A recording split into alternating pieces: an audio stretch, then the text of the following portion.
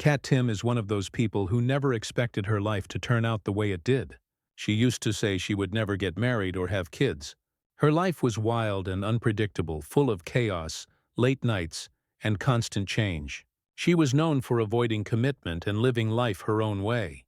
Then, everything changed when she met a man who completely flipped her world upside down. He wasn't famous or from the media world. He was quiet, grounded, and unexpected. Within 5 years, her life looked nothing like before. She went from sleeping on yoga mats and barely getting by to living in beautiful homes across several cities. But what surprised everyone most wasn't her success. It was what happened right before she gave birth to her first child. The timing was so strange that she called it a miracle that might have actually saved her life. Kat Timpf was born on October 29, 1988, in Detroit, Michigan. Her father, Daniel, worked long hours in a factory just to keep the family fed. Detroit was struggling then, with thousands of people losing their jobs and moving away. Her family lived in a small home in Wixom, always trying to make ends meet. Her dad would come home covered in grease and exhaustion, his hands rough from hard labor. Her mother, Anne-Marie, came from a large Polish Catholic family with 8 siblings. There was a lot of love in the house, but never enough money. Kat grew up understanding what it meant to struggle financially, and that experience never left her. School wasn't easy for her either. She was bullied constantly because she was loud, different, and outspoken. Other kids threw food at her and ignored her in group projects. When she was only 5 years old, doctors diagnosed her with ADHD and prescribed medication that she stayed on for nearly 30 years, up until her pregnancy in 2024. The medicine helped her focus but came with side effects that made her feel trapped. She also battled deep anxiety and began harming herself as a way to release pain. The worst part was that the adults around her saw the signs but didn't help. That early betrayal taught her that staying quiet never protected anyone. It's one of the reasons she later became such a strong defender of free speech. Words became her protection, her escape, and her identity. When everything else felt out of control, writing gave her power. Things began to shift when she went to Lutheran High School North in Macomb. The school was small, and that helped her finally find some balance. She joined the theater club and wrote for the school newspaper. She used her trauma and turned it into dark humor, performing jokes and writing stories that made people laugh and think. She still felt like an outsider, but now she had a voice. Her grades improved, and she started to find confidence. The school's Christian roots often clashed with her growing political beliefs, but it was here that she began to figure out who she truly was. Years later, 2014 became one of the darkest times of her life. Her mother, Anne-Marie, was diagnosed with a rare disease called cardiac amyloidosis, which affects the heart. It was so uncommon that doctors didn't recognize it until it was too late. Once they did, her mother had only 3 weeks to live. She passed away at 57 years old. Kat was just 26, broke, heartbroken, and living on a yoga mat in a small California apartment. Losing her mother left a hole in her heart that never really healed. Even years later, she made jokes about it online to cope, but the truth behind those jokes was raw pain. Kat's education had always been a source of pride. From 2006 to 2010, she studied English at Hillsdale College, graduating magna cum laude. She joined the Chi Omega sorority, wrote for the college paper, studied abroad in England, and interned at the Detroit News. Her parents couldn't help financially, so she worked different jobs to pay her way through school. It was during the recession, but she didn't quit. Her time at Hillsdale shaped her beliefs about freedom, politics, and individual responsibility, values that would later define her work. After college, she jumped into media work, starting with an internship at KFIA 640 in Los Angeles in 2012. She became a traffic reporter in a helicopter, waking up at 4 a.m. every morning. But she wasn't great at following directions, and since that was the main part of the job, she got fired. Still, she didn't give up. To stay legally in her unpaid internship, she enrolled in community college while also working late-night diner shifts to pay the bills. She barely slept for months, but kept going. In 2013, she got a chance to work for Campus Reform, reporting on college protests and censorship. She wrote about absurd events, like a campus canceling a petting zoo because of a camel or a fundraiser getting shut down over one misunderstood word. Her stories were funny but also sharp, calling out how free speech was disappearing on college campuses. That fight for open expression became her life's work. Even with her talent, she couldn't catch a break. Her unpaid Fox News internship ended because of labor laws in California. She lost her car and apartment and began driving up the coast looking for work. Most stations said no. Finally, the Washington Times gave her a tiny opportunity, a 2-minute radio segment. She made it count. Her confidence and sharp humor got people's attention, and those 2 minutes turned into her big break. Her personal life, however, was falling apart. Her boyfriend left, and she was alone in Los Angeles. To cope, she turned to stand-up comedy. Open mic nights became her therapy. She talked about heartbreak, loneliness, and life's absurdities. Sometimes people laughed, sometimes they didn't. She bombed more than once, but every failure taught her something. Timing, control, courage. That raw honesty became her strength. By 2014, she was writing for the International Business Times and winning recognition for her bold political takes. She later received the Robert Novak Journalism Fellowship, writing about how California's strict policies were shaping the country. She started publishing articles for Investors Business Daily and National Review, earning spots on 30 Under 30 lists for conservative writers. Every step was proof of what persistence could do. Then came May 31, 2015, the night that changed her career. Kat appeared on The Greg Gutfeld Show on Fox News for the first time. Her opening line, mocking celebrities who talked about climate change while flying private jets, went viral. Her joke about them having more carbon footprints than brain cells spread across social media, getting over 50,000 shares in one day. She instantly became a viewer favorite. Within 3 months, Fox hired her full-time. Her humor and honesty made her stand out. In 2017, she joined Fox News specialists as a co-host.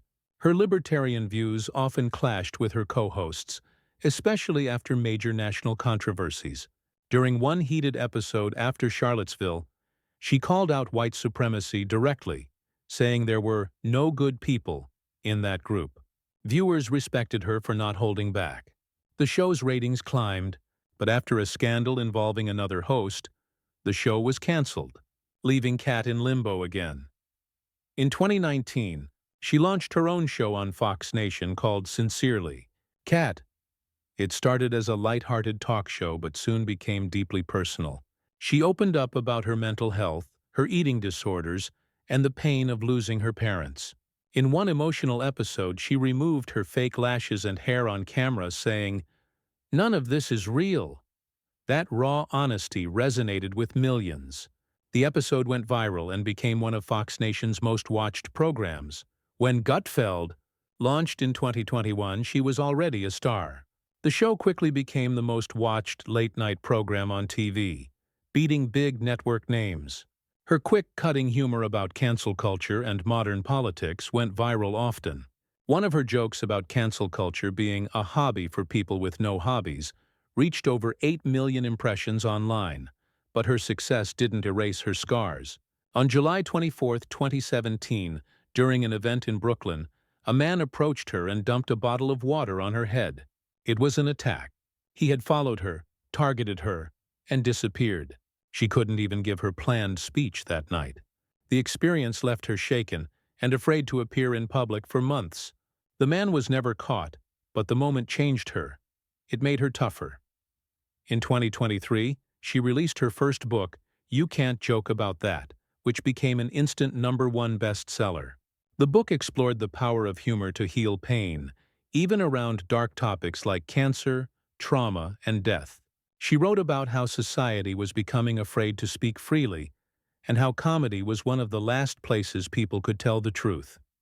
A year later, she released her second book, I Used to Like You Until, which again became a New York Times bestseller. The book shocked readers when she revealed she had once been in a relationship with a woman. She wrote openly about how that relationship ended because of the woman's mother, who couldn't accept her daughter dating someone from Fox News. Kat said she didn't want to be labeled heterosexual or any label at all, sparking debate across political lines. When she discussed it on Joe Rogan's podcast, the episode exploded online, reaching millions of views. Kat has never shied away from controversy. Her early writing for National Review and Campus Reform already made waves. She criticized universities for promoting victimhood instead of resilience, and called out politicians she saw as hypocritical. Every time people tried to silence her, she only grew bolder. Even after facing public backlash for jokes, like when she once made a sarcastic comment about Star Wars fans that led to hate messages and threats, she refused to apologize. She said humor was supposed to be uncomfortable and that free speech mattered more than popularity. Behind all the jokes and the confidence, Kat has always been honest about her struggles. She's spoken about her battles with anxiety, depression, and ADHD. She said she sometimes hated herself more than any of her critics could. But through it all, she used humor as a lifeline, turning pain into laughter and fear into strength. Today, Kat Timpf is more than just a comedian or TV host. She's a voice for people who feel misunderstood, silenced, or scared to speak their minds. Her journey, from a bullied girl in Detroit to one of the most recognized women in late-night television, isn't about fame. It's about survival, honesty, and finding power in laughter. Her story proves that even in chaos, you can build a life worth laughing about.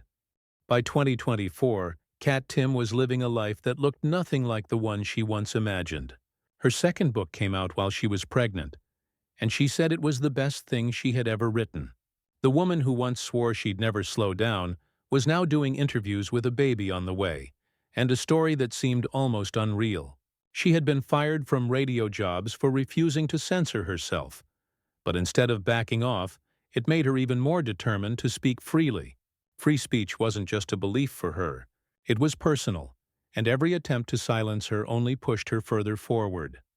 By 2023, her career on Gutfeld shifted completely. She went from being a regular panelist to becoming a segment producer. She wasn't just showing up to talk anymore. She was helping create the show itself. One of her most unexpected segments was about her own egg freezing experience. It was raw, funny, and deeply personal. Turning something so private into comedy took guts, but that's what she did best. The internet went crazy for it, with over 2 million interactions online. Her honesty made people feel like she was one of them, even while her career and income skyrocketed. By the end of that year, she was earning more than $1 million annually. Then came her long interview with Joe Rogan in September 2024.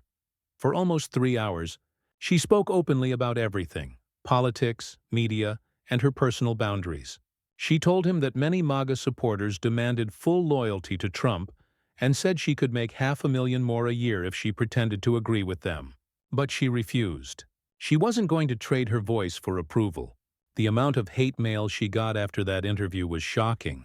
Some of it was so disturbing that her team had to screen her messages for threats. But she didn't stop. She said if she quit every time someone tried to scare her, she wouldn't have a career at all. By 2025, she took her comedy and truth-telling on the road with the I Used to Like You tour. It covered 47 cities across the country, and tickets sold out fast. In Minneapolis, every seat was gone in just over 3 minutes. Tickets cost over $200, and she earned almost $900,000 from the tour alone. During one stop, she broke down in front of the audience while talking about how her mother died just 6 months after her first appearance on Fox. She said she had to report news stories while secretly falling apart inside. For those who bought VIP passes, she gave something extra: 30 minutes of open conversation where she spoke directly, honestly, and sometimes tearfully. But her story wasn't just about fame or money. It started years earlier, back in 2015, when she wrote for The Federalist. She became known for investigating censorship on college campuses. One of her first viral articles was about a university in Pennsylvania that banned Christmas decorations, and it was shared over 2 million times. Over that year, she documented more than 70 cases of free speech violations on campuses and found that nearly 90% of them targeted conservatives. Her reports caught national attention, and one of them even led to a feature on The Daily Show. She made more than $100,000 that year, but what she really gained was a reputation for never backing down from the truth. Then in 2025, just hours before giving birth to her first child, her life took another dramatic turn. Doctors discovered she had stage 0 breast cancer. The news came only 15 hours before labor began. It was terrifying, but she called it a miracle because her pregnancy had led to tests that revealed the cancer early. She said, "My little dude might have saved my life." After giving birth, she went through a double mastectomy that March at Memorial Sloan Kettering Hospital. She shared her recovery openly online, posting a hospital photo with the word "censored" written across her feet. Nearly 1 million people liked it. A few months later, she returned to Gutfeld, looking straight into the camera and saying with a laugh, "I'm boob-free and cancer-free." That moment became one of the show's most watched episodes, drawing more than 3 million viewers. For most of her life, Kat had said she wasn't made for traditional things. Marriage, monogamy, kids. She wanted nothing to do with any of it. She liked her freedom, her independence, and a bit of chaos.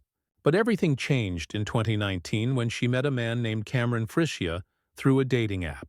At first glance, he was the exact opposite of her type.